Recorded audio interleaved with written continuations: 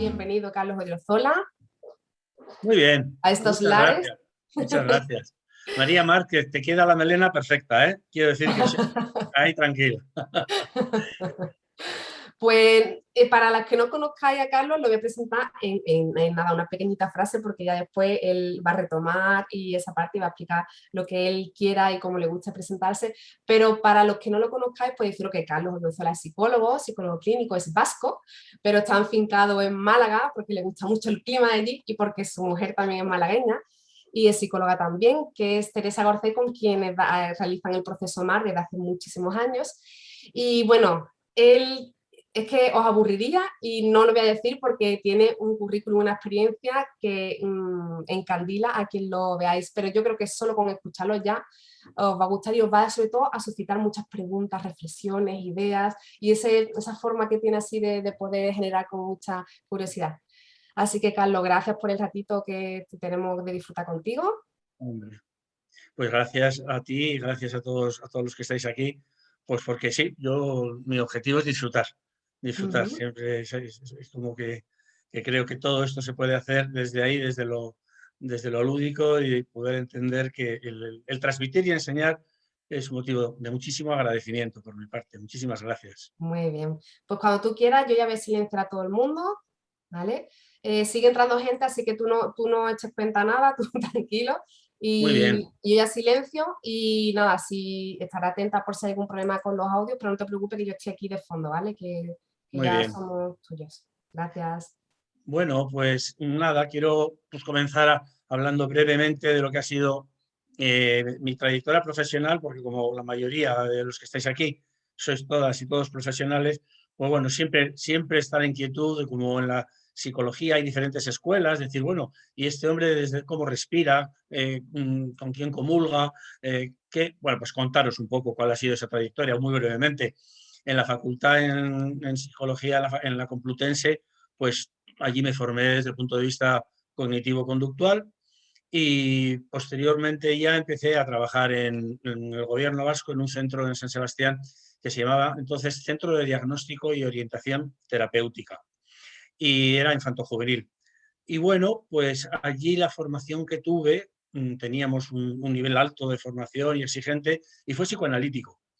Entonces, bueno, pues me nutrí también enormemente y simultáneamente tuvimos también la suerte ahí en este centro que luego posteriormente derivó a llamarse el EPI. Hoy se llama EPI, Equipo de Psiquiatría Infantil, y ya perteneciente a Osakidetza, ¿no? Y bueno, pues tuvimos también la suerte, decía, de que, pues estoy hablando de hace mucho tiempo, ¿eh? Estoy hablando de hace 39 años, 40 años. Entonces, pues tuvimos la suerte de que había inquietud en la jerarquía nuestra de salud y nos formaron en terapia sistémica. Venía gente de fuera y al equipo nuestro, que era un equipo pues, de 6 personas, pero nos dieron una preciosa formación en sistémica. Claro, nosotros trabajamos mucho en terapia de familia, entonces eso nos vino pues, de cine. Y también me vino de maravilla para poder integrar pues, todo lo que estaba pasando y ponerlo desde el modelo sistémico. Y ya en esa misma época también estaba de profesor extraordinario en la Facultad de Psicología, en la Cátedra de Psicología Social. Con lo cual, pues tuve también una mirada muy intensa hacia los grupos. Y desde ahí pude formar y formarme, porque ya sabéis que enseñamos lo que tenemos que aprender. Entonces tuve la suerte de poderme formar también desde el punto de vista social en la dinámica de grupos. Y luego, en esa época y un poquito más tarde, me oí hablar de la psicología humanista, oí hablar de la bioenergética, de la gestal, y bueno, a mí el tema del cuerpo era algo que me parecía muy importante. De alguna forma, tanto en las formaciones anteriores que había tenido, lo había echado en falta, ¿no? Y bueno, pues decidí asomarme y bueno, pues aquello fue para mí un bonito espectáculo y ya empecé a formarme en los cursos de formación en Bilbao y bueno, eso ya ha sido un no parar, ¿no? Un no parar hasta hoy en donde sigo aprendiendo, sigo enriqueciéndome, gracias también a todos los alumnos, alumnas, pacientes que he ido teniendo a lo largo de este tiempo. En fin, que estoy muy agradecido a todos los maestros que he tenido porque me han dado una visión cada uno desde su sitio y yo he tenido también la suerte y la capacidad de sumar, de no alimentar descalificaciones hacia otras consideraciones y de alguna forma entender que todo suma y que de una forma integral se puede unir pues, todo este tipo de conocimientos y aplicarlo luego de una forma pues, personalizada en función del momento evolutivo, de la persona con la que estoy trabajando, del contenido, etcétera, etcétera. Muy bien. Bueno, pues nos vamos a meter a hablar de las pérdidas, de cómo elaborar las pérdidas. Y esto, la primera consideración que yo quiero hacer es el respeto al proceso individual. Es decir, las pérdidas y su trabajo responden a un montón de variables. A la hora de elaborar, de abordar, de intervenir, son un montón de variables las que tenemos que tener en cuenta. Así que no podemos coger un protocolo y aplicarlo de una forma pues, automática. Venga quien venga, esté quien esté. No. Es necesario, como todos los trabajos, yo creo, en psicología, personalizarlo, saber quién tenemos enfrente, qué es lo que quiere, qué es lo que necesita, cuáles son sus recursos, en dónde está introducido, ¿no?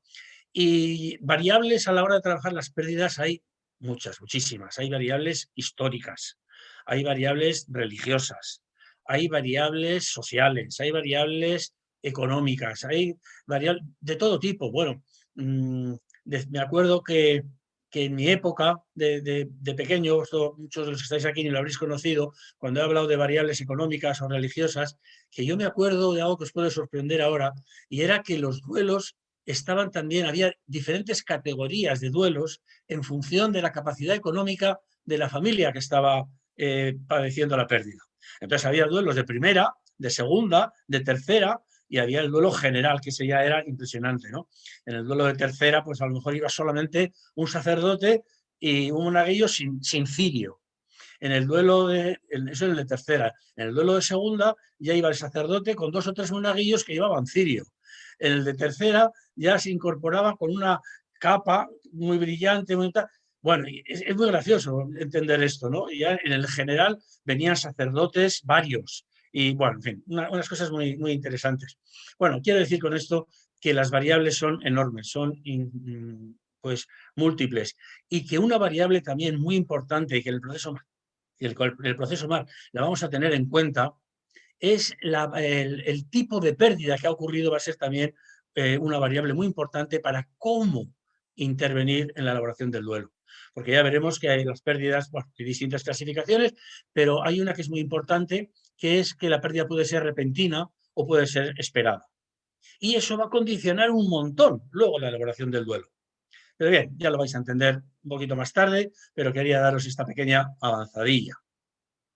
Entonces, sabiendo y partiendo de que tenemos todas estas variables, yo el enfoque que voy a hacer va a ser un enfoque global. Y luego ya vosotras y vosotros, con vuestras preguntas y con vuestras inquietudes, podremos ir perfilando hacia dónde queremos dirigirnos o poner el punto de vista de una forma más específica, ¿no? Más detenida.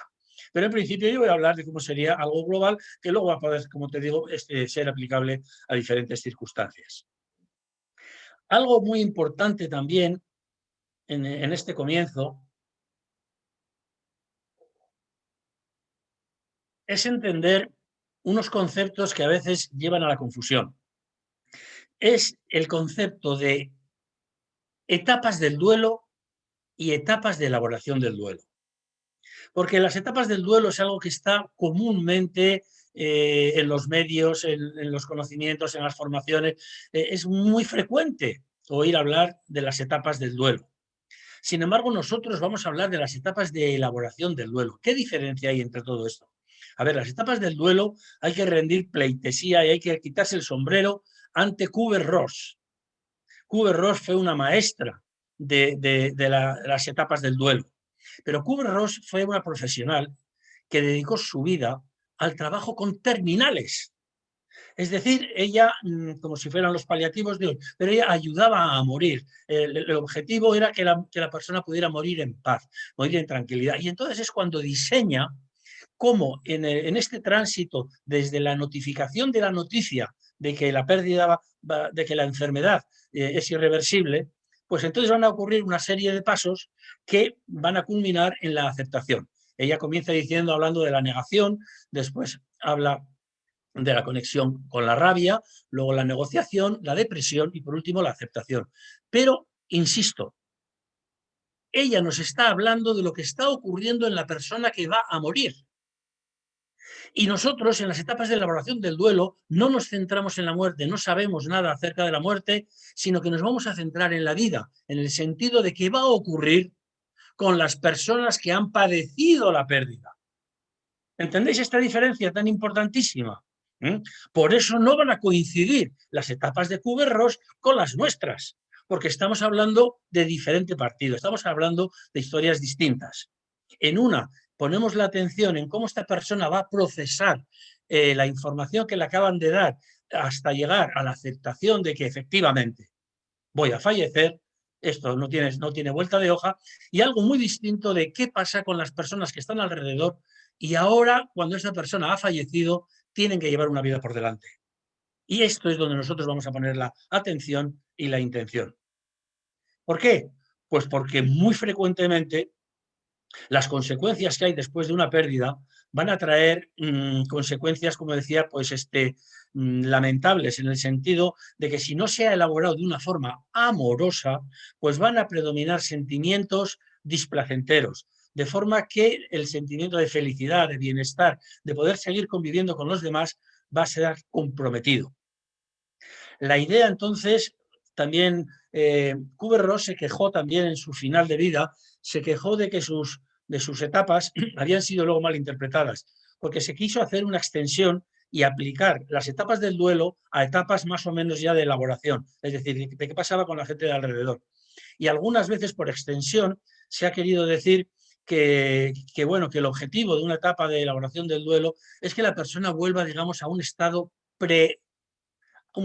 anterior a la pérdida ocurrida, para que vuelva a ser capaz de trabajar, que vuelva a ser capaz de socializarse, que vuelva a ser capaz de estar en el mundo, que pueda estar presente, ¿no? Y es como que estaría enfocado en las conductas en el sentido de que sean conductas adaptativas, que la persona tenga ya la capacidad de adaptarse a esta nueva situación en donde su persona querida ya no está. Nosotros vamos a ir más allá. Nosotros no queremos poner la atención en lo cuantitativo de las conductas si están adaptadas o dejan de estar. Nos interesa, atención, la calidad de la relación. Es decir, esta relación que se ha perdido, entre comillas, se ha perdido la presencia física de la persona, la relación no, la relación existe. Y a nosotros lo que nos interesa es que la relación que queda sea una relación que genere paz, tranquilidad y agradecimiento. Porque puede ocurrir que consigamos, a través de propuestas, a través de trabajos, a través de registros, podamos conseguir que la persona se adapte a esta nueva situación, que vaya al trabajo, que se relacione, que tenga más parejas. Podemos conseguir todo eso, pero en un estado emocional de fondo, de intranquilidad, de falta de serenidad, de angustia. ¿Sí? Entonces, esto es lo que nos interesa. Añadiendo además que sabiendo que cuando estamos cuidando que la relación sea amorosa y sea sana y va a generar paz, tranquilidad y serenidad, eso va a repercutir en las conductas favoreciendo la adaptación. Claro que sí. ¿Sí? Bueno, pues entonces, entendida esta idea, paso ya a presentaros de dónde viene el mar, de una forma muy breve, pero es necesario que os lo cuente porque vais a entender entonces cuál es la filosofía que está subyacente en todo esto. El mar surgió cuando estaba en Donosti, en el Centro de Diagnóstico de Orientación Terapéutica, porque tuve una consulta de una niña que tenía como 8 o 9 años, y el motivo de consulta era que tenía como 50 o 48 puntos de sutura, porque había caído desde un balcón, había sido atropellada, se había metido debajo de un camión, había hecho un mutismo secundario, había dejado de hablar, esta niña con 8 años, con 9 años, había dejado de hablar, y lo que era más grave todavía, había perdido el 35% de su peso.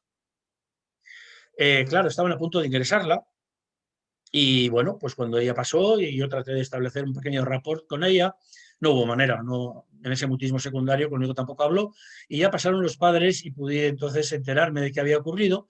Resulta que eran 2 hermanas y como todas las tardes, después del colegio, porque en aquella época se iba al colegio por las tardes, pues llegaban a casa, pasaban por la tienda donde estaba trabajando la madre, que vivía debajo de la casa, y le daban un beso a la mamá y subían luego arriba a la casa y le preparaba la merienda y le ayudaba a hacer los deberes a la pequeña, que tenía 4 años. Bueno, está una tarde fatídica, está preparando la merienda, un bocadillo de chorizo, y con tan mala suerte de que a una de las lonchas del chorizo se le olvida a esta chiquita quitarle el pellejo, quitarle el plastiquito que llevaba fuera.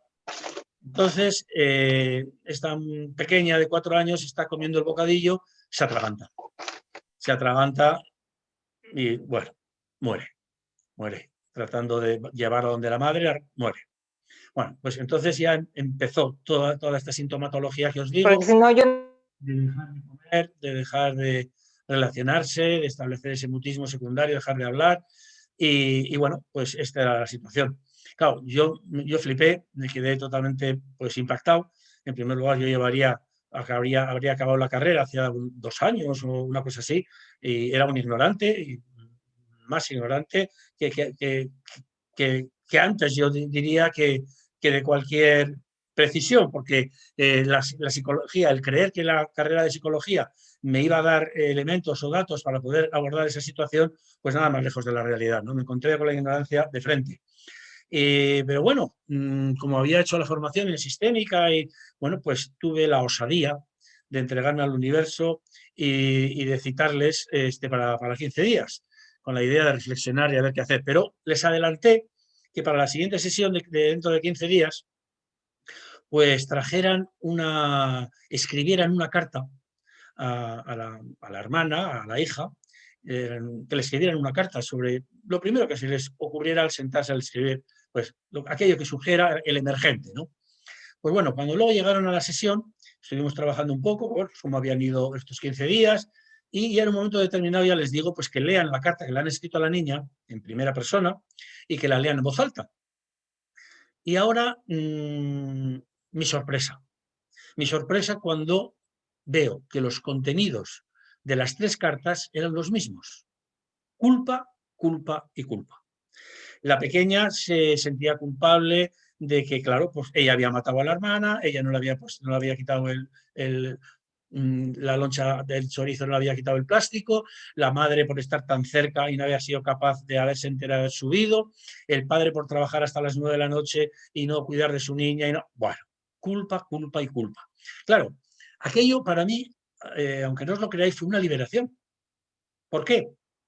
Porque me estaban marcando clarísimamente cuál era la línea de trabajo. Me estaban diciendo cuál era el abordaje, cuál era el emergente y por dónde podía ir. Y yo, afortunadamente, las culpas sí estaba en condiciones de poder acercarme a trabajarlas. Tanto desde la psicología humanista, sobre todo de la Gestalt, pues ya había tenido alguna herramienta para poder trabajar todo esto. Así que, bueno, pues contratamos 5 sesiones y empezamos a trabajar las culpas. Cuando llegó ya la penúltima sesión, pues ya les advierto que la siguiente será la última y les propongo otra carta, que escriban como tarea otra carta y que la traigan también para la siguiente y última sesión.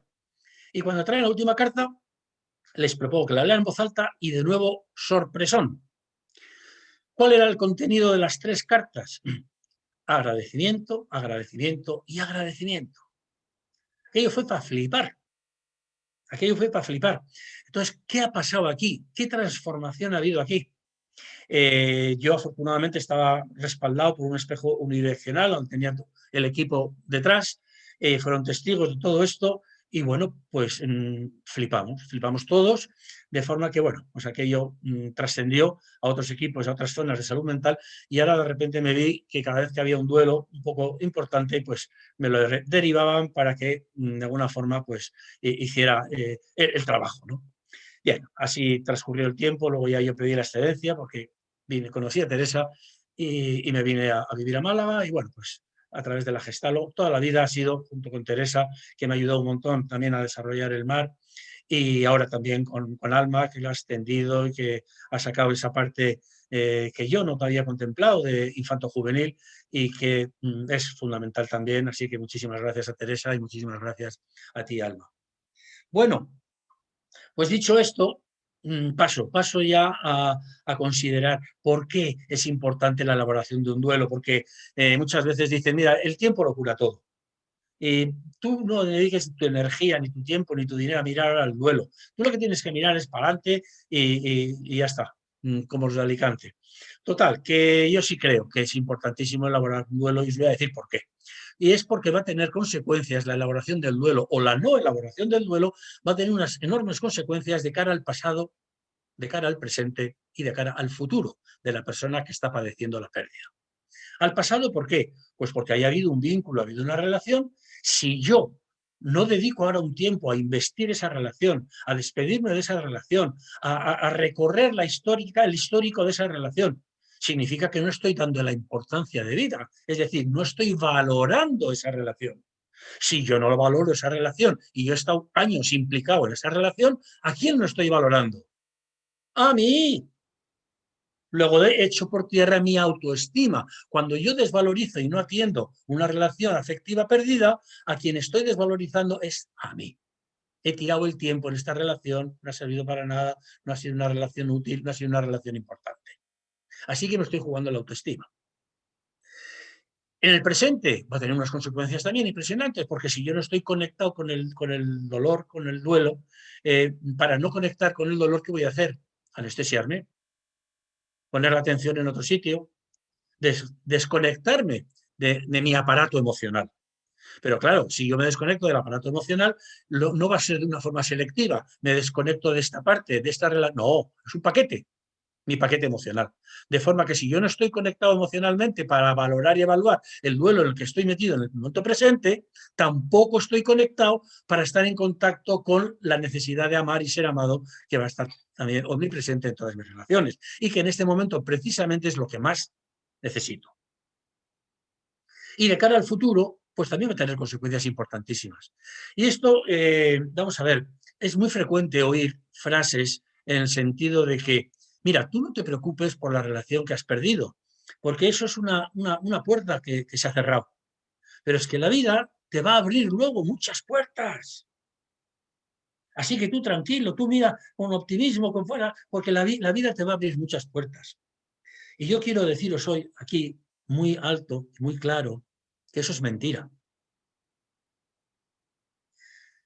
Que la vida no os va a abrir ni una sola puerta, ni a vosotras, ni a vosotros, ni a nadie.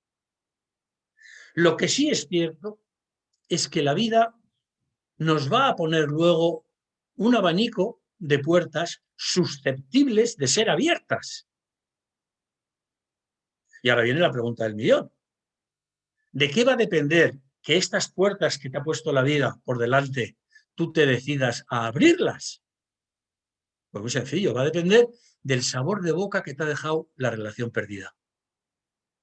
Si el sabor de boca que te ha dejado es de amargura, de traición, de desesperanza, de desconfianza, de inquietud, de culpa, de desasosiego, ¿qué decimos? Una y no más.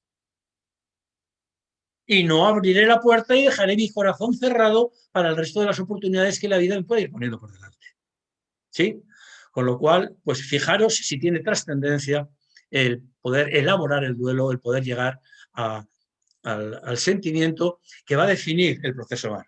¿Cuándo considera el proceso MAR que un duelo está elaborado? Cuando el sentimiento que prevalece es inequívocamente el agradecido recuerdo. Cuando está presente el sentimiento de agradecimiento, para el MAR ese es el duelo que está elaborado. ¿Sí? Entre tanto, otros sentimientos se vaya a ver, de rabia, de tristeza, de desesperación, significa que eso todavía está sin cerrar, está sin elaborar. Entonces yo os voy a contar ahora los pasos, los 5 pasos que yo considero que son los importantes para hacer una elaboración del duelo. El primero de ellos le vamos a llamar la aceptación, que curiosamente coincide con el último de Kubler-Ross, algo que tampoco extraña, porque el de aceptación de Kubler-Ross es cuando la persona terminal está ya ha entregado la cuchara, digamos, ¿no? Ha dicho, bueno, ya está, ya no me rindo, ¿no? Y se abraza ya a fluir, ¿no? y es justo en el momento en el que los familiares pues ya comienzan también con su primer tránsito del duelo, es decir, se nos va o se ha ido ya, y entonces el primer paso es la aceptación. ¿Qué significa este paso de aceptación? Que la pérdida es incuestionable y es irreversible. Y algunos estaréis pensando, este Carlos está chalao. Joder, si ha ocurrido la pérdida, ¿cómo no va a ser incuestionable e irreversible? Pues no, no siempre es así, ¿no? Y eso entonces va a dificultar mucho la elaboración del duelo. Me estoy refiriendo a casos como que ocurrió en el 11S en Estados Unidos con las Torres Gemelas. Allí murieron cerca de 3.000 personas y allí no quedó rastro de nada más que amasijos. No, amasijos no, era polvo todo, porque estaban a los 2.000 grados y aquello todo se convirtió en polvo. ¿Qué ocurre? Que en el trabajo de la aceptación de la pérdida, eh, el mecanismo de defensa que viene en nuestra ayuda para digerir esta pérdida es la negación. Negación que puede ser muy transitoria o una negación más ya cronificada.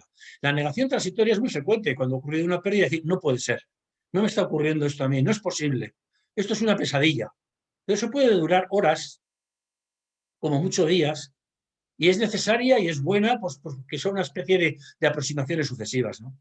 Pero luego viene la negación más cronificada, en donde sigo viviendo como si la pérdida no hubiera ocurrido.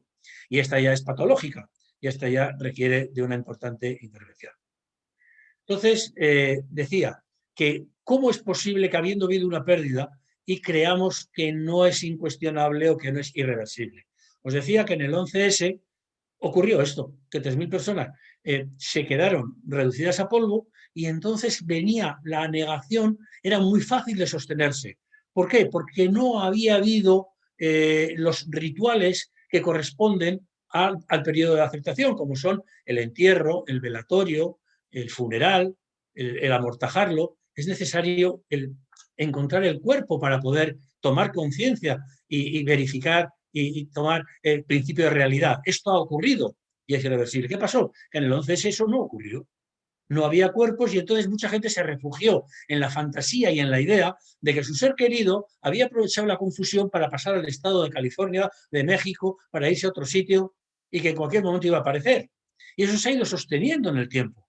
Con lo cual no hay forma de realizar el duelo. ¿Por qué? Pues porque hay elementos que pueden favorecer la creencia de que la pérdida no ha ocurrido y no ha ocurrido de forma irreversible.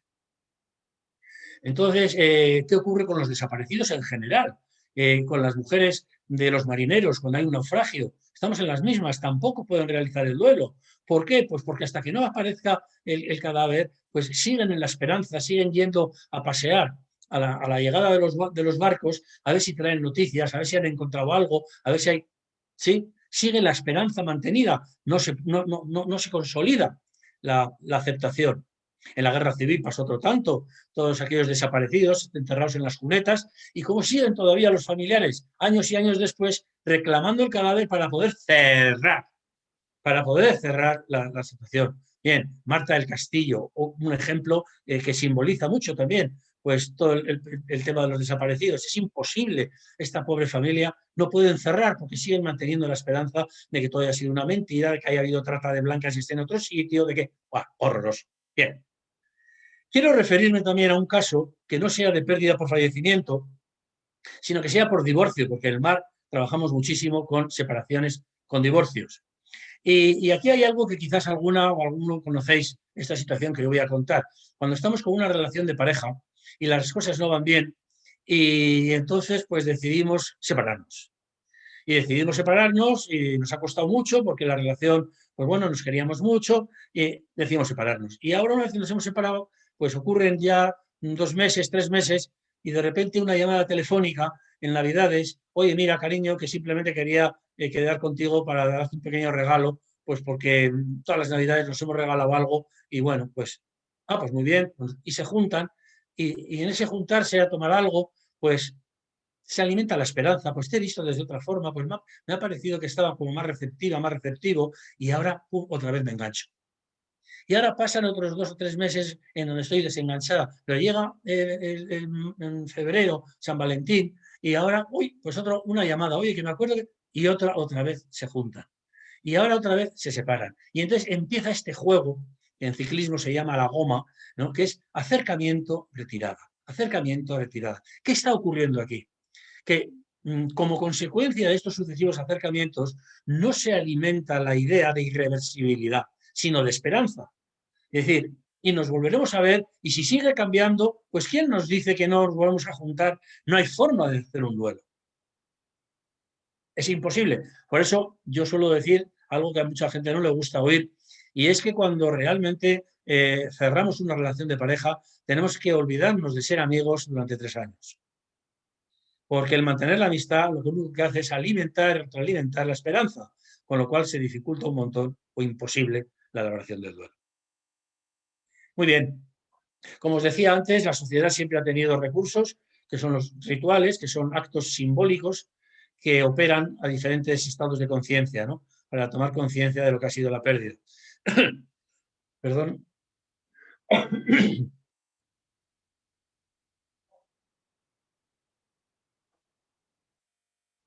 Bien, el segundo paso del proceso MAR, pues tiene que ver con la conexión con el dolor y con la rabia.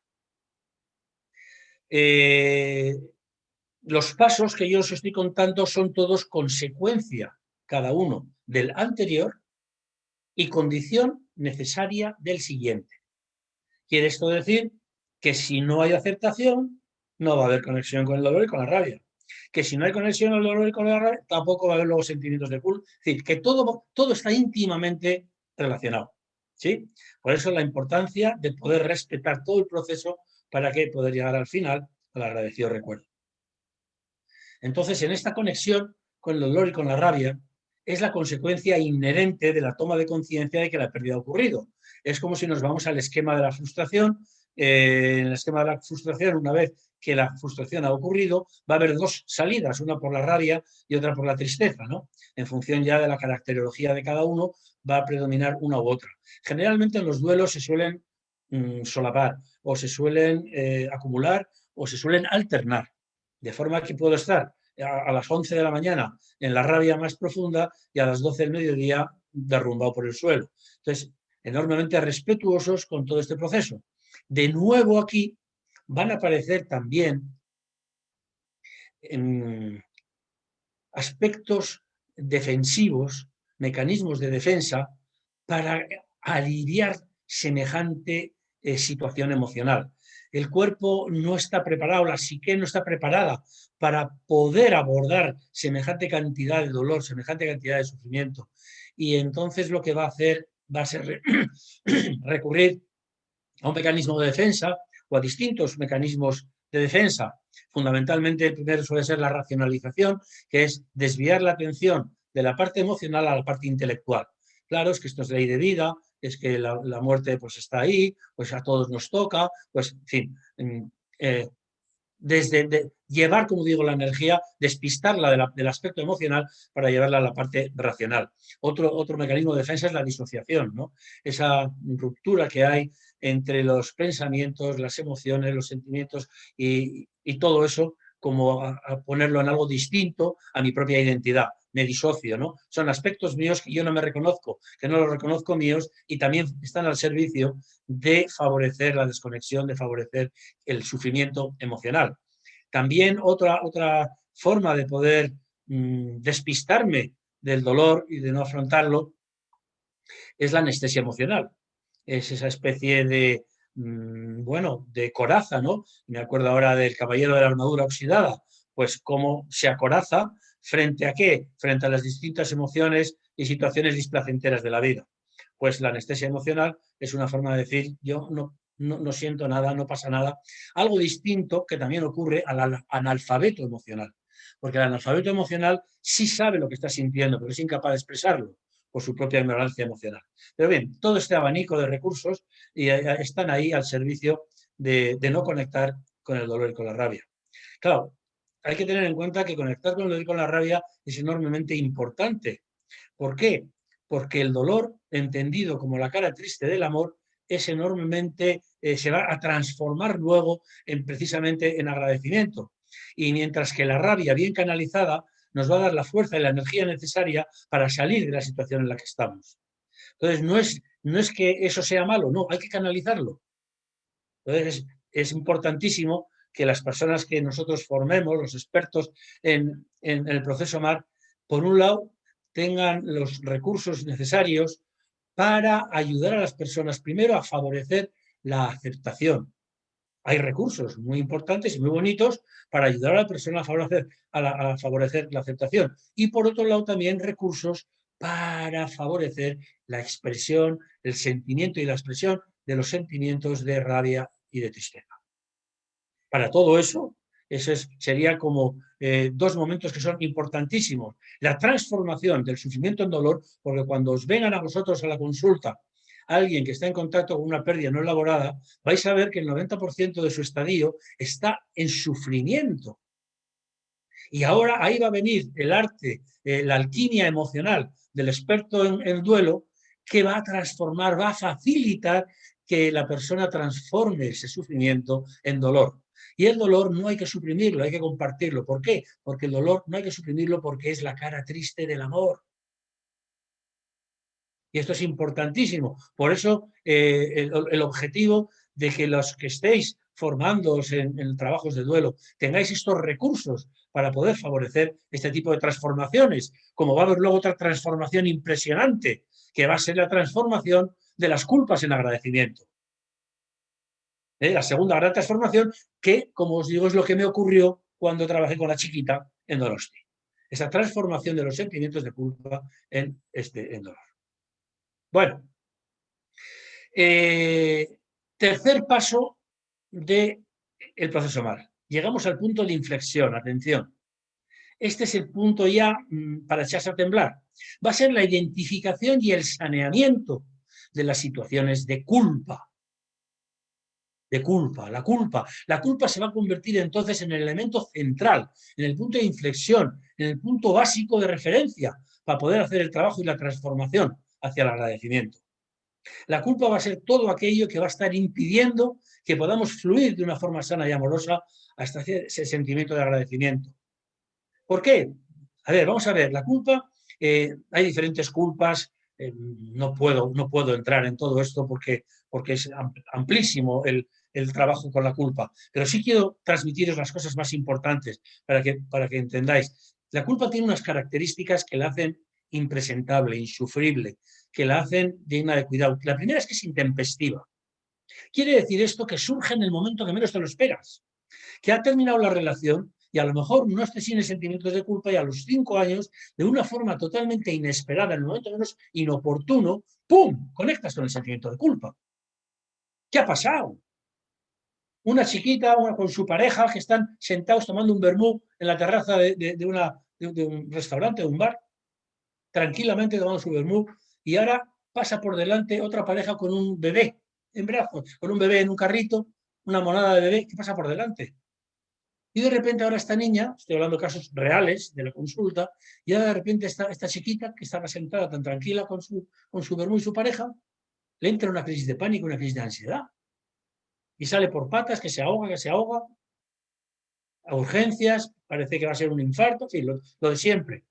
Bueno, pues viene la consulta, ¿qué ha ocurrido allí? ¿Qué le ha pasado?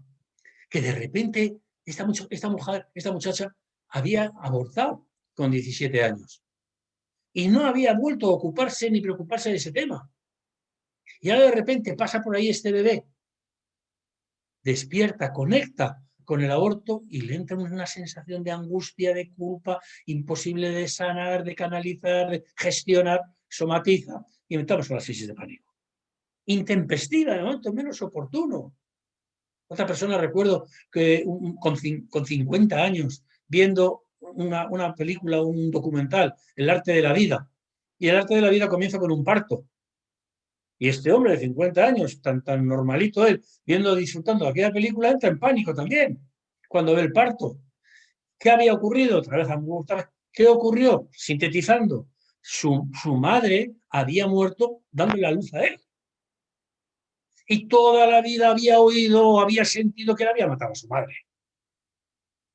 Y jamás se había replanteado ni elaborar ese duelo, ni cuestionarlo. Su madre es algo que no conoció, que no. y ahora en el arte aparece el parto y de repente conecta con aquello. Bien, quiero decir con esto, intempestiva.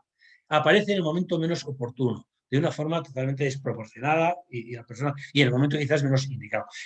Luego, también podemos entender que la culpa, hay culpas que son lógicas y otras que son absolutamente ilógicas.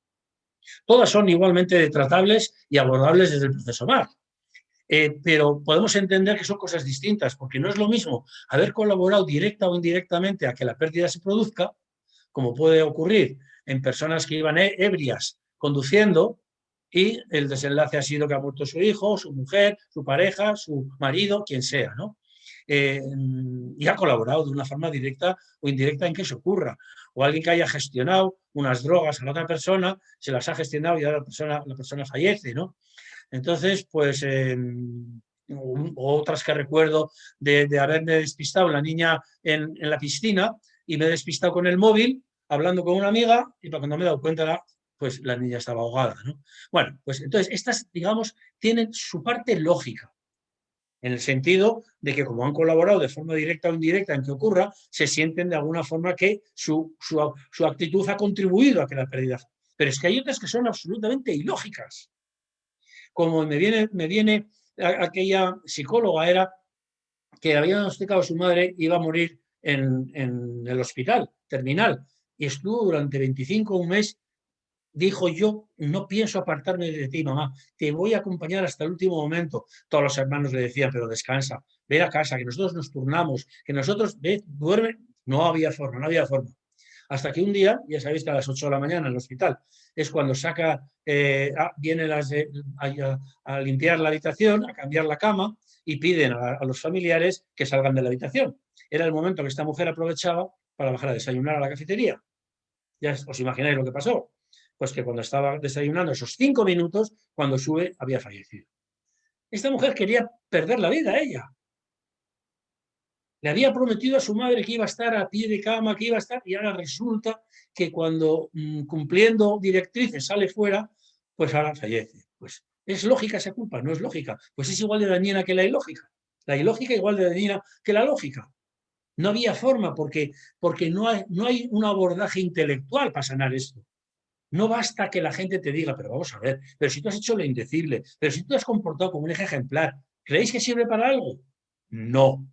Ella se siente culpable, es algo emocional. Entonces necesitamos recursos emocionales para poder gestionar el trabajo con la culpa. Y podría hablarlos de ejemplos terribles por haberle comprado el coche, por haberle pagado el viaje y se mató en el viaje. Bueno, cosas increíbles, ¿no? Pues aparece la culpa.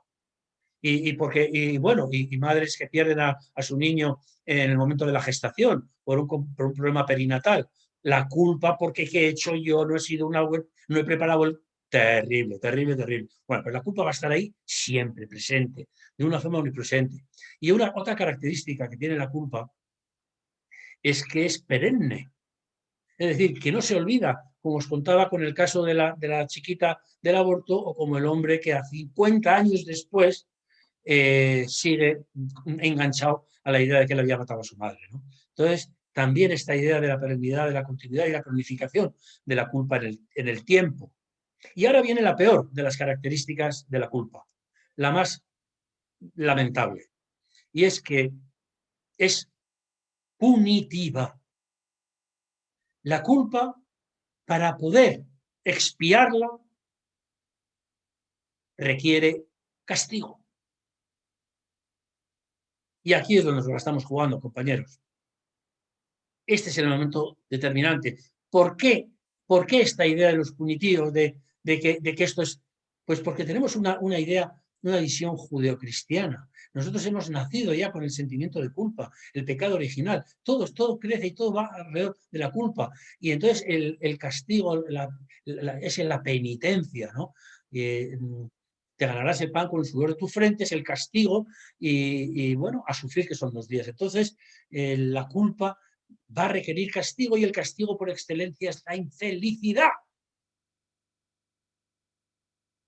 En la medida en que la persona que tenéis enfrente, que acaba de tener una relación, una pérdida, y veáis y podáis intuir, porque va a estar ahí, los sentimientos de culpa, pues entender que esta persona no va a poder sanar, no va a poder salir adelante, porque es que requiere, necesita de la infelicidad para poder expiar el sentimiento de culpa. Y esto no termina nunca, porque en el Código Penal es mucho más benevolente que nuestro aparato psíquico. El Código Penal, cuando la haces, te meten 6 años y un día, y al cabo de los 6 años y un día te dicen, carretera, vale, a recuperar los billones que tienes en Ginebra y a disfrutarlos. Sin embargo, desde el punto de vista del aparato psíquico, esto no ocurre nunca. Nunca es suficiente. Nunca hay fin.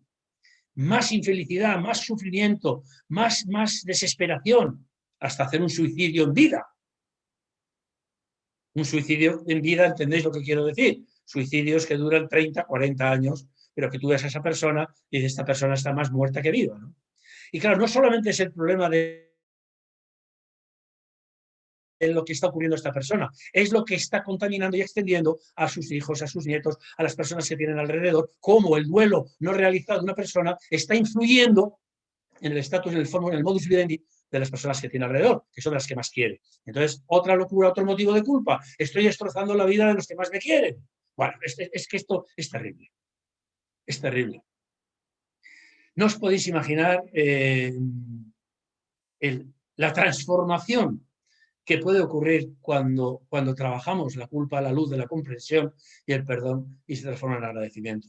A mí, yo estoy viendo caras de personas vuestras que habéis hecho el proceso, el experto, el proceso MAR, y que sé que estáis trabajando. De verdad que me gustaría oír alguna luego en este sentido, decir, qué bonito, qué impresionante es coger a alguien que está ahogado por la culpa y transformar todo aquello en agradecimiento. Y es que eso es es un milagro, eso es un milagro. Un milagro que tiene una base. Es decir, que no penséis que esto es ciencia infusa ni que esto es magia. No. Tiene una base psicológica y tiene una explicación psicológica que yo os voy a dar. También deciros que las culpas van a tener que ver con el tipo de pérdida como haya ocurrido. Es decir, que las pérdidas, podemos decir que puede haber un tipo de pérdida repentina, el ictus, el infarto, el accidente de coche terrible, y es repentina, no hay tiempo para nada, ¡pum!, ya ha fallecido, ¿no? O la pérdida puede ser anunciada o esperada, ¿no? Y esa nos da tiempo a ir organizándonos y a ir. Pues entonces las culpas van a estar muy en función del tipo de pérdida que haya ocurrido, como haya sido. Es decir, la pérdida repentina va a tener por narices sentimientos de culpa añadidos. ¿Por qué? Pues porque todas las relaciones del mundo mundial tienen sus aspectos chungos y sus aspectos amorosos, sus aspectos bonitos, su parte de luz y su parte de sombra. ¿Por qué? Porque somos humanos, porque esto tiene que ver con un concepto que luego hablaré, que es la humanización, ¿no? Entonces podemos entender que en una relación repentina, en un fallecimiento, en una pérdida repentina, no nos da tiempo a poder sanar la historia de la relación, el histórico de la relación. Las lagunas que haya habido, los malos entendidos, los errores, las salidas de tono, ¿sí? No ha habido tiempo, porque ha sido repentina. Entonces, en las repentinas siempre va a haber sentimientos de culpa, que va a ser importantísimo. Y luego, pues en la esperada, tenemos un concepto que quiero yo introduciros, que lo hagáis vuestro, y le he llamado el tiempo de oro. El tiempo de oro es el tiempo que transcurre desde que tomamos conciencia que la pérdida se va a producir hasta que la pérdida se produce. Y este es un tiempo que es una maravilla, esto es un regalo de la vida. Es este momento en donde efectivamente la persona está terminal, poco a poco se van habiendo achaques, sabemos que el desenlace va a ocurrir, pero es que esto nos da tiempo a ir reconociéndonos en esa relación, a ir sanando los momentos que haya habido tensos, a ir recuperando situaciones o lagunas que haya habido en la relación, malos entendidos, como decía. Eso es una maravilla. Y esto es algo que si en algún momento se ha puesto de manifiesto, ahora ha sido de una forma totalmente ya mucho más presente, aguda, con el coronavirus, con el COVID. ¿Qué ha pasado con todas estas personas que ingresaban a morir y que no les dejaban a los familiares el poder tener contacto para poder despedirse? Y eso ha dado lugar a una sensibilización del duelo en los medios y en la población en general para tomar conciencia de la importancia que tiene el duelo en el cierre de una relación. Y afortunadamente eso ha ido mejorando mucho porque en un principio aquello fue dramático, eran abuelos y abuelas que morían después de estar 20 días, 25 días de agonía sin ninguna relación con sus seres queridos, los seres queridos destrozados, los ancianos sintiéndose abandonados. Bueno, terrible, ¿no? Hasta que tomaron conciencia también, bueno, los profesionales de la salud que podían intervenir, y hubo una empresa incluso que regaló 10.000 tablets, no sé si fue Orange, no sé quién fue, regaló 10.000 tablets para que los familiares pudieran comunicar su despedida a través de la tablet y esta llegase a los sanitarios y los sanitarios encendieran la tablet para que el abuelo y la abuela, los que estaban allí, pudieran ver esa despedida, ¿no? Y encima en algunos casos con retroalimentación, es decir, con feedback, que la persona, el abuelo, la abuela o la persona que está ingresada también pudo dejar su mensaje que se les hizo llegar a los otros, ¿no? Qué importantísimo entonces entender todo esto y poder cerrar, para poder cerrar todo ello desde el agradecimiento. Bueno, ¿la culpa qué ocurre? Que es que la culpa, si es mía, merezco castigo. Si es del otro, me meto en el rencor. ¿Qué vamos a hacer? Como expertos que estamos del duelo, ¿qué tenemos que hacer con la culpa? ¿Qué vamos a hacer? Si las culpas están, hay que identificarlas, claro que sí. Ya hay elementos que ahora no puedo entrar sobre culpas sobre acción y por omisión, para poder entender que aparecen sentimientos de culpa por cosas que he hecho o por cosas que no he hecho, ¿no? ¿Sí? Bueno, en cualquier caso, luego, cuando viene el tema de las culpas, va a haber como una especie de peloteo y decir, la culpa fue de él o de ella o la culpa ha sido mía. Si la culpa fue de él o de ella, ¿qué sentimiento es el que me va a quedar instaurado? El rencor. El rencor. ¿Y el rencor a quién es el primero que perjudica? Al que lo siente, que va a empezar a somatizar, a hacer enfermedades, a destrozar su vida, porque está corroído por el rencor.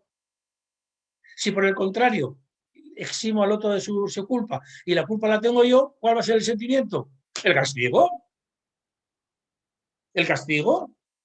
Es decir, tenemos que buscar recursos para poder salir del sentimiento de culpa y poder lograr la comprensión y el perdón. Todo esto es un entramado que ahora es complejo, pero estoy adelantando por dónde va la salida. Es que hay una diferenciación muy importante entre lo que ha ocurrido, entender que lo que me ha hecho esta persona, lo que me ha ocurrido con esta persona, ha sido un ataque o ha sido un error. Si es un ataque, el ataque es imperdonable. Y como mucho voy a llegar al famoso perdono, pero me olvido. Si no olvidas, ¿dónde estás? En el rencor. Pues ya está, ya lo has fastidiado. Ya lo has fastidiado.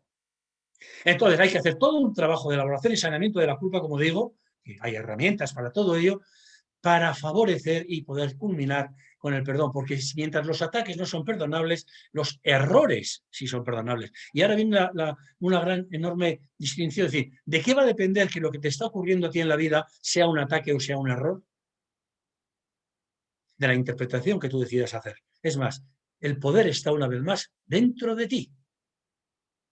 Y así que elaborándolo desde ahí, desde tu parte amorosa, desde tu parte sana, claro, estoy hablando de parte amorosa, parte sana y parte insana. Habría que configurar todo esto entendiendo que todos nosotros somos mitad hijos de Dios, mitad hijos del diablo. Que en momentos estamos en contacto con nuestra parte más bonita y amorosa y a los 5 minutos podemos estar con nuestra parte más temible y agresiva, ¿no? De hecho, eso lo hacemos muchas veces. Si a alguien le cuesta entender esto que estoy diciendo, bueno, por un lado, de verdad, tenéis el curso de psicología práctica que me parece que es enormemente ilustrativo para poder entender todo esto, pero que entendáis también cuántas veces habéis dicho esta frase o habéis oído una frase diciendo, es que mi sobrina saca lo mejor de mí y mi cuñado saca lo peor de mí. ¿Qué significa esto? Pues lo que yo os estaba diciendo, que hay una parte preciosa y bonita, que es la que saca tu sobrina, que es amorosa, y hay otra parte de rivalidad, de agresividad, de juicio, de desprecio, que es la que saca tu cuñado. Mitad hijos de Dios, mitad hijos del diablo. Entonces, este es el devenir de la vida. ¿Qué va a hacer el proceso MAR? El proceso MAR te va a decir, tú tienes dos opciones: ver la relación con las gafas del miedo o ver la relación con las gafas del amor. Si tú ves la relación con las gafas del miedo, ya sabes lo que te espera: culpa, rencor y castigo. Si tú ves las gafas con la relación con las gafas del amor, lo que vas a llegar es a la comprensión y al perdón. Cuentan de dos chicos que a las afueras del pueblo iban paseando y se encuentran con un perro malherido en la cuneta. Lo habían apaleado unos desalmados que habían pasado por allí, le habían apaleado al perro y estaba gravemente herido. Y ahora coge un muchacho de los dos, se acerca a acariciar al perro y coge el perro e intenta morderle. Y le dice: perro desgraciado, vete a la mierda, perro desgraciado. Y le dice el otro compañero: muchacho, ¿pero no te das cuenta que es una respuesta porque está herido? ¿Qué ha pasado? ¿Qué está pasando? Una misma situación vista desde dos sitios totalmente distintos. Uno con las gafas del miedo y el ataque y el otro con las gafas de la comprensión y el perdón. Este es el secreto. Esta va a ser la propuesta. Nosotros, cuando alguien viene a hacer el mar, y ya les decimos desde el primer día, lo que os pedimos es, bueno, explicamos qué es el mundo del miedo, del amor, y hoy no he podido entrar en todo esto, os estoy dando pinceladas para que os podáis situar. Pero entonces nosotros les proponemos, entran el jueves y les decimos, entonces nuestra propuesta es que de aquí al domingo por la mañana contempléis la relación con las gafas del amor. Y luego el domingo a las 12 del mediodía vuelves a decidir si quieres volver a ponerte las gafas del miedo. Unas te van a llevar a un paisaje y otras a otro diametralmente opuesto. Unas a un tipo de emociones y otras totalmente distinto. Y este es el poder último, el poder de decidir cómo quiero ver yo la relación. Bueno, voy a acelero y comentaros el cuarto paso. Una vez que he podido sanear las situaciones de culpa, estamos ya en el cuarto paso, que es la despedida agradecida. Se supone en el trabajo con las culpas, que las culpas, como decía, se han reconvertido, como si fuéramos una alquimia emocional, se han reconvertido en comprensión y en amor, y entonces el sentimiento que va a aparecer frente a la persona que ya no está va a ser el de agradecimiento. Y se le escribe, se trabaja, se hacen unas tareas, todas ellas relacionadas con el agradecimiento, y para sellar esto ya de una forma, un anclaje bárbaro, vamos a ir a la quinta parte, que ya tiene que ver, porque esto tiene que ver con el presente, vamos a ir a una quinta parte para programarnos para el futuro. Y la quinta parte del proceso MAR, el quinto paso del proceso MAR, os va a parecer quizás muy ambicioso, pero es absolutamente real. Y es la reutilización de la pérdida en beneficio de la humanidad. La reutilización de la pérdida en beneficio de los demás, la reutilización de la pérdida en beneficio de la sociedad, la reutilización de la pérdida en beneficio de los que quedan vigentes, los que quedan presentes, de mis hijos, de mis otros hijos, de mi pareja, de mi familia, de una asociación donde voy a pertenecer para ayudar a otros padres, ¿entendéis? Entonces, el vacío que me ha producido esta pérdida se va a reemplazar, se va a llenar con la plenitud que me va a dar el saber que ese investimento afectivo que yo tenía con esta relación, ahora lo estoy extendiendo por analogía a otro tipo de relaciones. Y eso entonces es una retroalimentación enorme en el sentimiento de bienestar. ¿Sí? Bueno, para todo ello, insisto, hay rituales que están introducidos por arriba, por abajo, por todos los sitios, siempre entendiendo el ritual como esa comunicación directa al inconsciente de una forma totalmente simbólica y activa. Bien, yo lo voy a dejar aquí. Insistir en esta idea, a ver, que el trabajo del duelo tiene que descansar sobre 3, 4 patas fundamentales. La primera es la intención. No vais a poder trabajar el duelo si la persona que ha padecido la pérdida no tiene intención de trabajarlo, no tiene intención de que las cosas queden bien. Si yo estoy en la rabia, estoy en el odio, yo no tengo ningún interés, entonces es imposible hacer. Entonces lo primero que hace falta es tener la intención para que esto ocurra, ¿no? El segundo paso importantísimo es la humanización de la relación. Entender que tanto él como ella, los dos, atención, los dos, somos mitad hijos de Dios, mitad hijos del diablo, que los dos hemos cometido errores y que los dos tenemos el deseo de ver la relación desde otro sitio. Esto es importantísimo, ¿sí? Y el tercer punto es culminar con el perdón. Llegar al perdón y desde ahí terminar con el agradecimiento. Chicas, chicos, me encantará oíros, me encantará escucharos y seguir aprendiendo de todas estas cosas, que de verdad, no es una frase hecha. Aprendo Gracias, un montón. Carlos. Tenemos un montón de preguntas Bien, y de tiempo andamos regulín, así que hay algunas que te darían, bueno, pues hay una, por ejemplo, que da para toda una tarde entera en el experto, pero yo te las voy haciendo y tú vas como sintetizando la parte que tú consideres más importante. Empezamos por Estel. Estel te pregunta que cuál es la diferencia entre el sufrimiento y el dolor. bueno, a ver, cuando alguien está desbordado, roto desde el sufrimiento, cuando alguien está en esa desesperación que lleva el sufrimiento, ¿cuál es su postura corporal? ¿Dónde lleva las manos esa persona cuando estás desesperado del sufrimiento? Efectivamente, ahí. Esta es la postura de la persona desesperada, ¿sí? Y sin embargo, cuando tú estás roto por el dolor, ¿dónde iría tu mano? Efectivamente, ahí, tu corazón.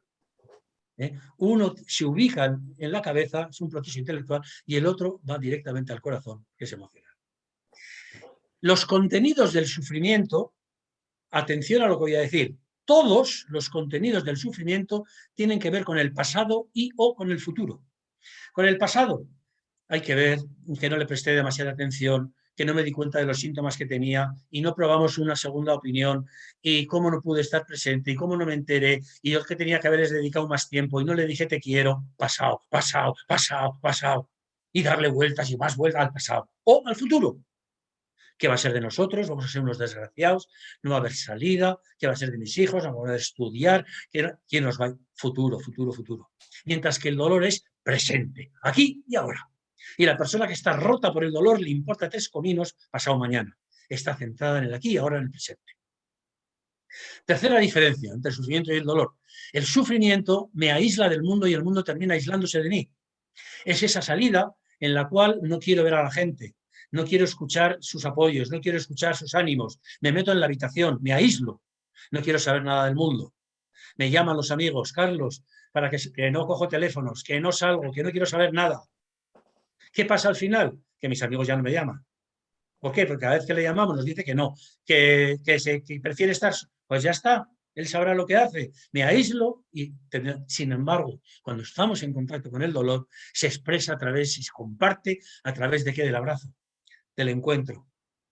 ¿Sí? Y entonces desde ahí me siento aliviado en mi dolor, compartido el dolor y los demás desde la empatía también están en su dolor y compartiéndolo conmigo. Por último, ¿cuál es el desenlace y el final del sufrimiento? Pues os lo decía hace un momento, es la muerte en vida. El sufrimiento al final es más sufrimiento y más sufrimiento y más dolor, no, perdón, y más desesperación, hasta acabar en esta especie de suicidio vital, ¿no? Mientras que la salida del dolor es a través del amor, entendido el dolor como esa cara triste del amor. Por eso no hay que suprimirlo, hay que compartirlo. Y esa manifestación del amor a través del agradecimiento.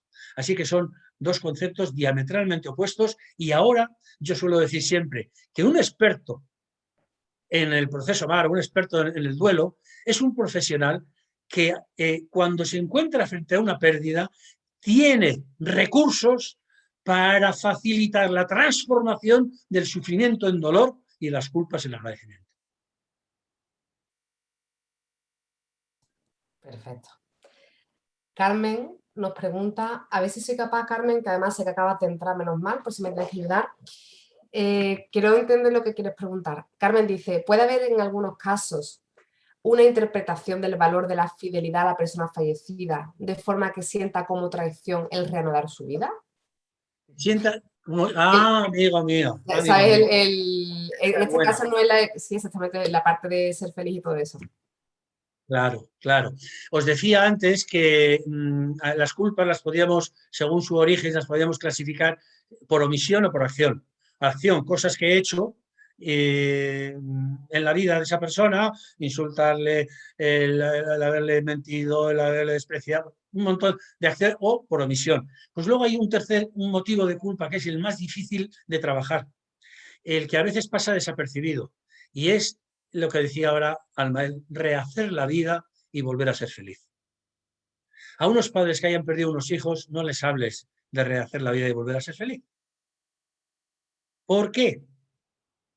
Pues porque, vamos a ver, eso explicaría también por qué nos fijamos al sufrimiento, porque consideramos una traición. Es como que si ahora vuelve a ser feliz es que no le quería suficiente. ¿Entendéis esta idea? Y ahí estamos atrapados entonces en el sufrimiento. ¿Sí?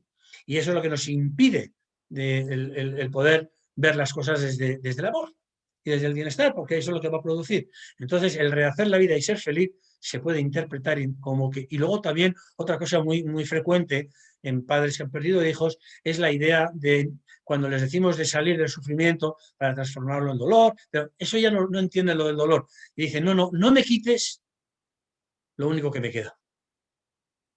Claro. Entonces, se abrazan al sufrimiento para que, pensando que si se salen del sufrimiento lo van a olvidar. Entonces, algo que dice siempre el proceso MAR.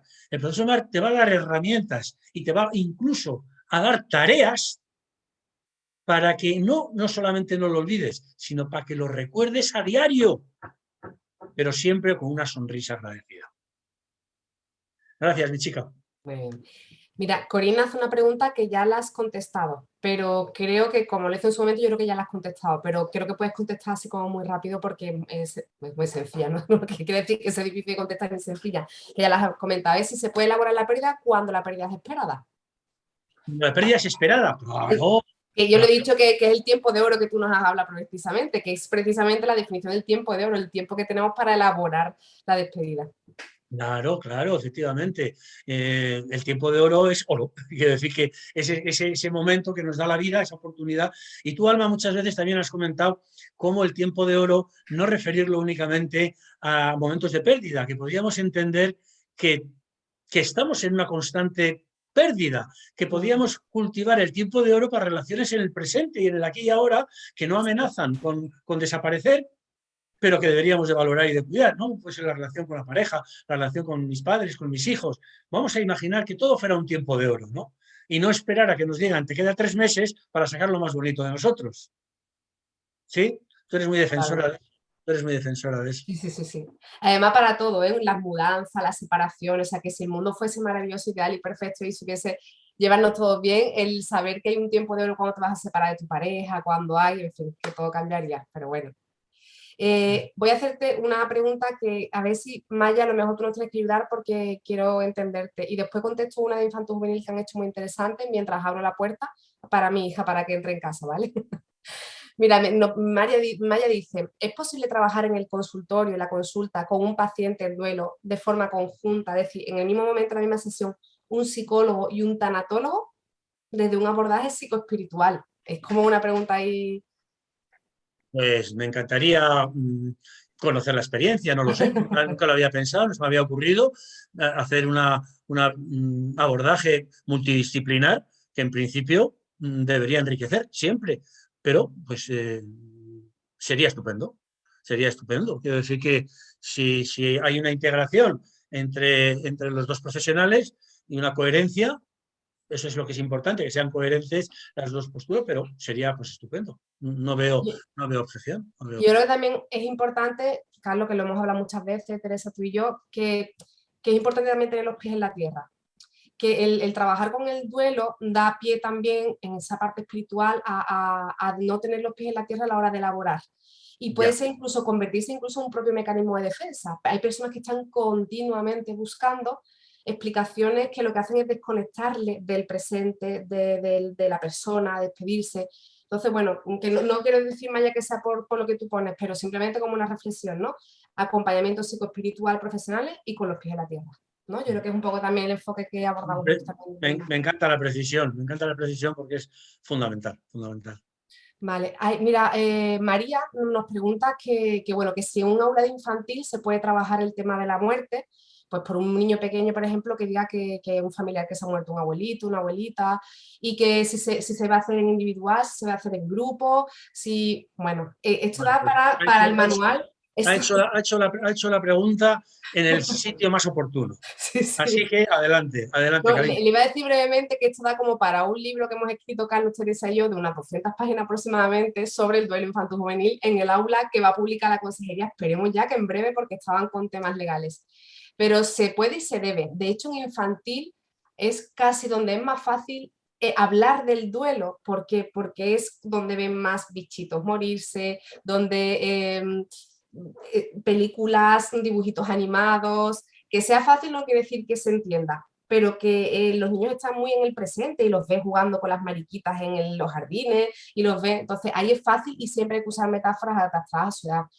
Ahora, toda la parte que planteas tú de esa parte de la explicación de dónde están las personas cuando mueren, hay una parte en la que sí, por desgracia, en la sociedad en la que vivimos forma parte ya de lo privado. Y yo ahí sí os recomiendo que cada vez que surja esa pregunta, ¿y dónde van cuando se mueren?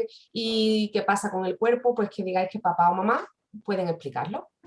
Entonces vosotros sostenéis en el aula lo que cuando salga el emergente, digo yo, cuando salga la conversación y lo habláis, preguntáis, ¿y alguien ha perdido a alguna persona que quiere? ¿Y alguien ha perdido alguna mascota? Y saberéis, como todos cuentan historias, además en infantil todas son muy curiosas, pero en la parte personal es importante no meteros en camisa de 11 varas y decirles que eso, papá, mamá, que se lo pregunten a ellos porque pueden contestarlo. Oye, Alma, que a mí yo pensaba también el otro día, digo, que con los que trabajáis en infanto juvenil, los que trabajáis con niños, el duelo, la pérdida, Uh -huh. que claro, se necesita también trabajar con el sistema familiar para que haya una coherencia entre lo que tú estás transmitiendo y lo que está transmitiendo a la familia. Porque a lo Claro. mejor tú estás trabajando la irreversibilidad y decir, no va a volver, y la familia están diciendo, mira, todos los días vamos a hablar con el abuelito que va a venir, que en cualquier momento vuelve, ¿no?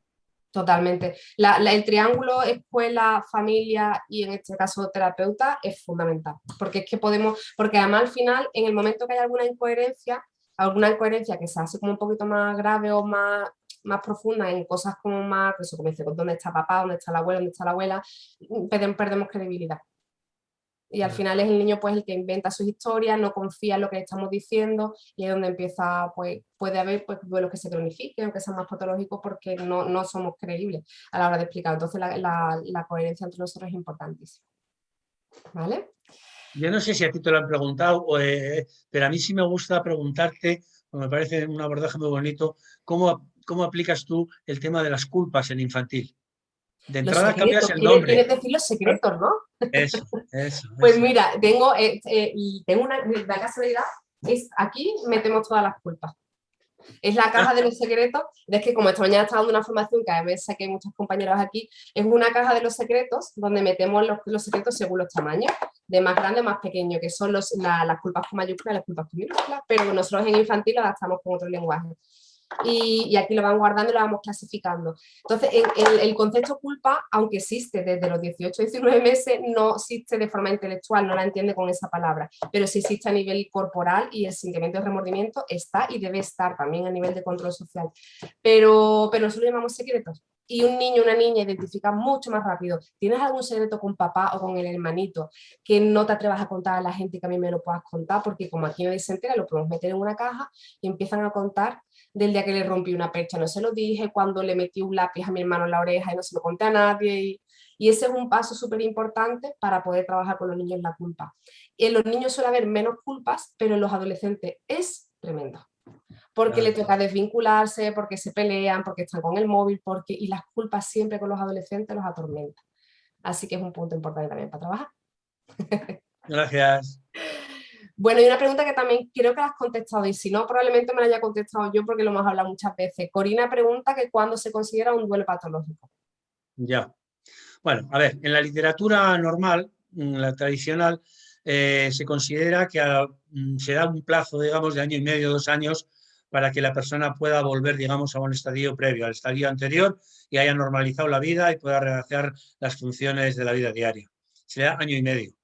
Yo, siempre que lo he hablado con las gentes del proceso MAR, les parece una aberración. La persona cuando está pidiendo un duelo, que venga alguien de fuera a decirte cuánto tiene que durar ese tramo, ¿no? Porque va a depender un montón de variables. Variables de cómo era la relación, de tu tipo de personalidad, del entorno que tengas, del apoyo, del sostén, un montón de cosas. Entonces, no se puede generalizar. Pero bueno, Sí que, sin embargo, sí que debemos de decir cuando un duelo se está complicando y requiere a ver, una observación más detallada, más precisa y más cercana, ¿no? Y es cuando después de 1 año y medio, porque ya sabéis vosotros, bueno, claro, todo eso no lo hemos hablado, ¿no? Pero claro, el duelo es el conjunto de manifestaciones físicas, intelectuales, emocionales, corporales, conductuales y espirituales que aparecen como consecuencia de una pérdida, ¿no? Y entonces aparece llanto, aparece rabia, aparece úlceras de estómago, hipertensión, bueno, todo un abanico de cosas increíbles, ¿no? Entonces, ¿qué pasa? Que cuando la intensidad, la duración y la frecuencia de la sintomatología 1 año y medio después o 1 año después continúa creciendo, ¿entendéis esta idea? Cuando después de 1 año la sintomatología, la duración, la frecuencia y la intensidad de la sintomatología, lejos de ir amainando, sigue creciendo, sigue aumentando, es para que salten las alarmas y decir, esto es un duelo complicado y atención, hay que intervenir. ¿Sí? Hasta ahí es donde me atrevo a decir y luego ya sí es normal que al año y medio, 2 años hay una fase meseta, más o menos, meseta, siguiendo la curva de Gauss, y luego ya el descenso tiene que ver con miles de factores individuales, familiares, económicos, sociales, tal, donde yo no soy quien para decir cuánto tiene que durar. Muy bien, pues así no hay preguntas. Lo que ha habido muchas, como me has contestado, ya me queda más claro. Axel, yo creo que te ha quedado claro también la forma en la que tú has contestado, esa parte que acaba de decir de la parte patológica. Pues Un momentito, Mercedes. ¿Y si la persona no acepta que va a morir, cómo abordamos y acompañamos el tiempo de oro? Uf, que son preguntas. a La- ver la- cómo si sería la la pregunta. si la persona no acepta que va a morir, ¿cómo abordamos y acompañamos el tiempo de oro? Claro. Insisto que el trabajo nuestro de elaboración del duelo no es el de las etapas del duelo, que estaría más indicado para ese tipo. Sin embargo, nosotros hemos formado en el MAR a cantidad de profesionales de cuidados paliativos, concretamente del Sistema Murciano de Salud, y ellos están trabajando con terminales. Entonces, hay, por supuesto, herramientas para si la persona quiere enterarse, hay herramientas para facilitar aproximaciones sucesivas y que puede ir aceptando. Si la persona se niega, no somos quien para interferir en su decisión. Y no hay que obligarle a nada, ni a que tome conciencia, ni a que se despida, ni nada. Si no quiere reconocer, no quiere estar, es porque no tiene elementos para poder abordar, para poder canalizar esa situación. Entonces, respeto absoluto a las decisiones que cada uno quiera tomar en ese sentido. Nosotros estamos y planteamos nuestra disponibilidad y ahora la otra persona es la que tiene que tomar las decisiones últimas. Muy bien, Pues pues mira, si tengo 5 minutos o 3 minutos sí, sí, o no. sí. Sí, sí, sí, sí, sí. Sí, bueno, pues quiero hacer hincapié en un concepto que quiero que os lo llevéis puesto. Que quiero que os lo llevéis puesto porque no únicamente os va a beneficiar a nivel profesional, os va a beneficiar a nivel personal. Y, y no solamente es aplicable al trabajo del duelo, es aplicable a vuestro trabajo en la consulta en todo tipo de circunstancias. Y me quiero referir al concepto que he dicho hace un momento, lo he pasado un poquito por alto, que implica la humanización. ¿Qué es la humanización? Que la humanización es entender y aceptar que muchos de nuestros pensamientos, sentimientos y conductas están conducidos por el miedo. Que hay una parte nuestra enormemente miedosa, que es la que nos lleva a adoptar en la vida conductas erráticas, agresiones, rencores, juicios.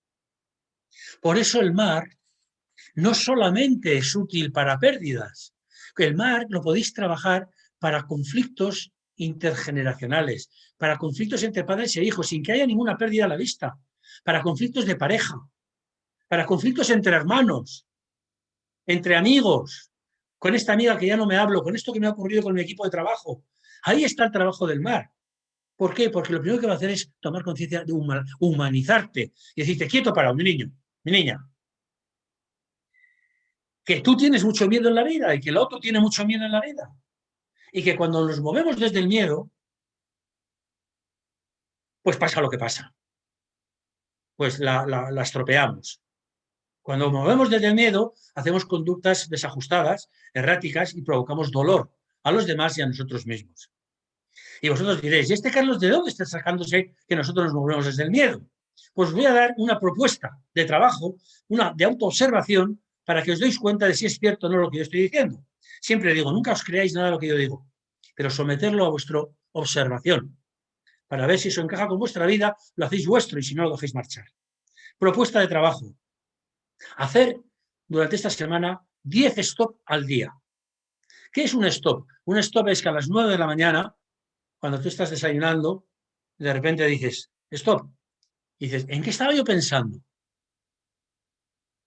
Y ahora llega la 1 del mediodía, estás volviendo del trabajo, estás volviendo de casa, estás volviendo lo que sea, y en el paso de cebra, y dices, stop. Pues procura que no sea en el paso de cebra. En la acera. Y dices, stop. ¿En qué estaba yo pensando? Y observas en qué estabas pensando. Y así 10 stop al día. ¿Sabes lo que vas a descubrir?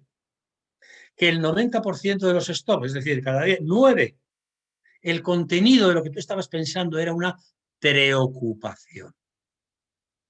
O una preocupación laboral, o una preocupación familiar, o una preocupación económica, o una preocupación de salud, o una preocupación de dónde dejar los niños, o una preocupación de preocupación. ¿Y sabéis lo que hay detrás de cada preocupación? Pues un miedo.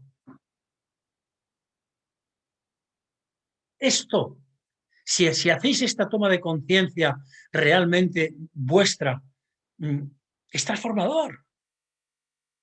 Y bueno, si algo ha ayudado a corroborar esta idea que yo llevo defendiendo muchísimos años, si algo ha ayudado ha sido la pandemia, donde nos hemos cagado de miedo por miles de cosas.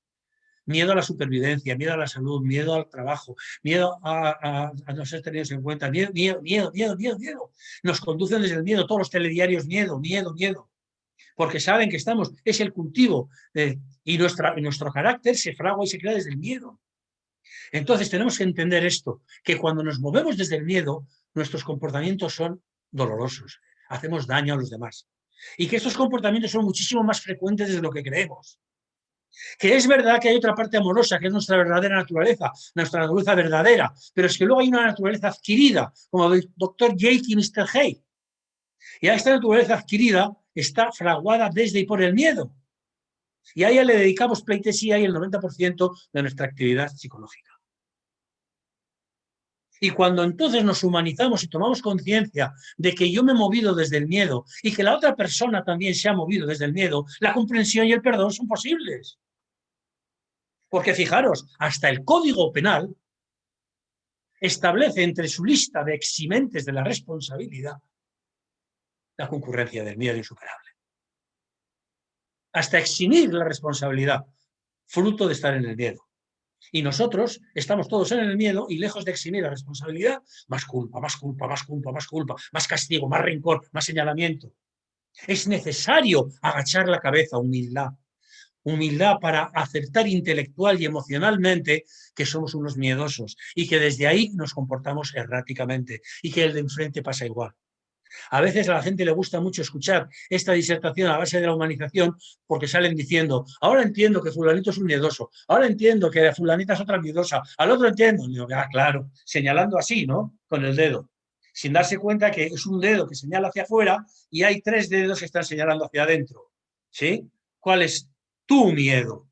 ¿Cuál es tu miedo? Entonces, reconocernos miedosos no es un ataque en la autoestima, todo lo contrario, porque nos permite y nos da la posibilidad de ser valientes. Si alguno de vosotros habéis aspirado y habéis pedido algún día dejar de tener miedo, que sepáis que estáis equivocados, que el miedo va a estar omnipresente, el miedo está siempre y que valiente no es el que no tiene miedo. El que no tiene miedo es temerario y con alguien temerario no vayáis a ningún lado. Valiente es el que con miedo actúa.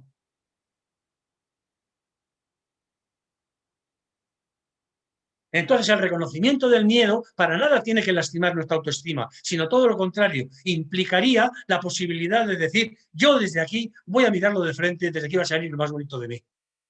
¿A que sí, Carolina?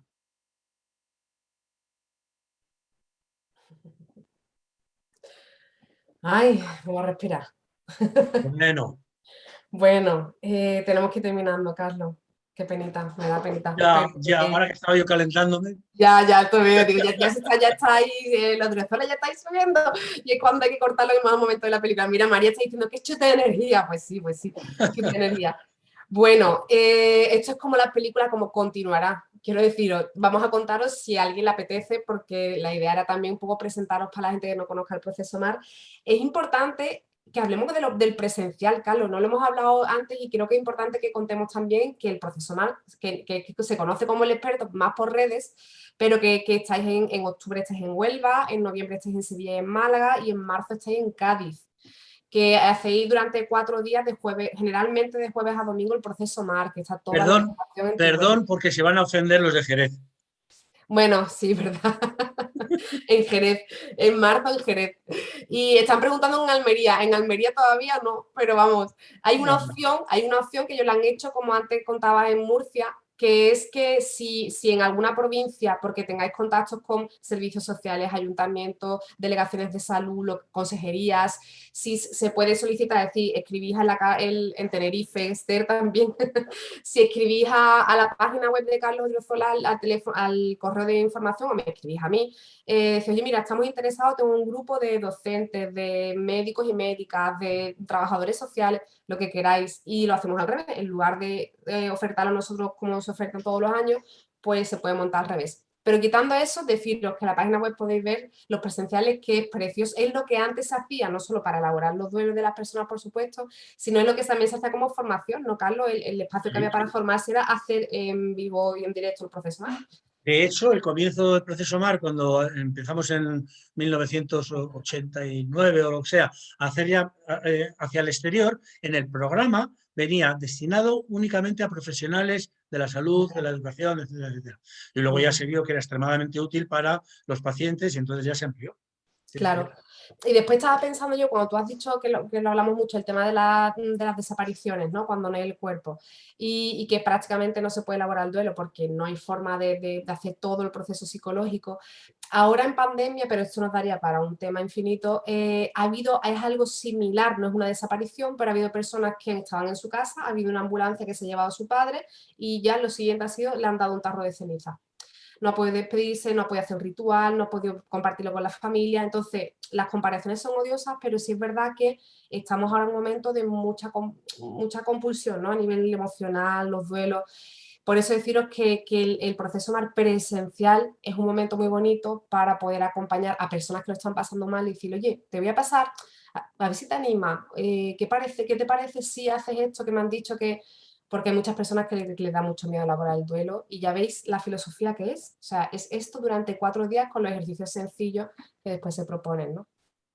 Y luego es pena porque mucha gente que viene al proceso MAR dice, pues mira, por fin he venido, porque yo llevo 5 años con la idea de venir, pero me da yuyu, me daba yuyu, me daba yuyu, el yuyu, y digo yo, pero yuyu, claro, el yuyu es pues porque, por eso, porque piensan de alguna forma, si están con sentimientos de culpa, sentidos de malestar, remover todo eso, no se dan cuenta de la liberación que eso va a suponer, la liberación que eso va a hacer, ¿no?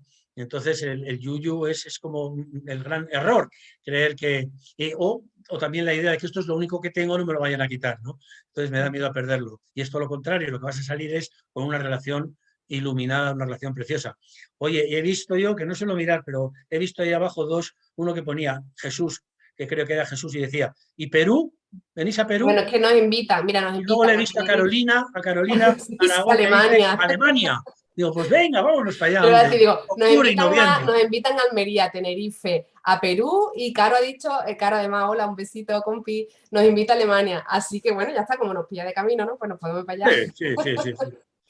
Bueno, y por último deciros que estas cosas como me da un poco de cosita, pero también digo, jolín, vamos a dar la información, que el experto lo tenemos justo después del proceso MAR de Sevilla en noviembre, ¿vale? Tenemos el experto en el proceso MAR, que son 8 sesiones en el que hacemos el proceso MAR, o sea, empezamos con 4 sesiones de formación teórica, con Carlos y Teresa conmigo, de toda la base del proceso MAR, en el que además trabajamos los cursos de psicología práctica para la vida de Carlos, o sea, que hacemos las dos cosas. Y después hacemos el profesional y iba a decir in situ, pero no es porque es con una cámara por delante, pero sé que está Eva, que nos estáis escuchando, Marí, que de verdad, salvando las distancias, es un trabajo muy íntimo, en pareja, lo tenemos organizado, que todavía a día de hoy a veces que no sé cómo lo hemos conseguido, para que consigamos con el ordenador trabajar en pareja, en sala, y es un trabajo muy bonito. Pues sí. Y el infanto juvenil, que lo tenemos el segundo fin de semana de octubre, también del 4 al 7, del 4 al 7, no, 8, 9 y 10, perdón, 8, 9 y 10 de octubre, que tenemos también el infanto juvenil. Hoy hemos terminado en el País Vasco con una cooperativa que también hay un montón de gente que se ha formado, que sé que hay alguna por aquí.